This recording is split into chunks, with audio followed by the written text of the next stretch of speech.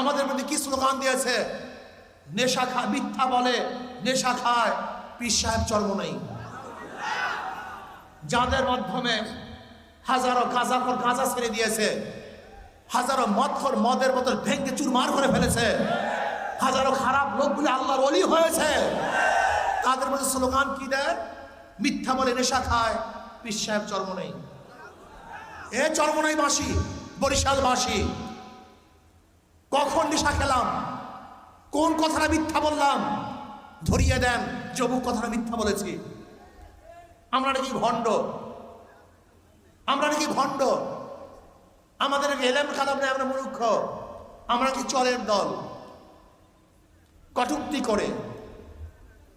আমি বারবার বলতেছি, আমি বিশ্বাস করি যারা আল্লাহর ওলিদের বিরুদ্ধে এই কটূক্তিমূলক বক্তব্য দিয়েছে, আল্লাহ পাক ছাড় দেন, ছেড়ে দেন না। গজবের অপেক্ষা থাকো, গজব আসতেছে, গজব আসতেছে। এই বরিশালে বসে বলেছিলাম, ওই জালেমদের পতন না দেখিয়েছেন আল্লাহ পাক, আমাকে মৃত্যু না দেন।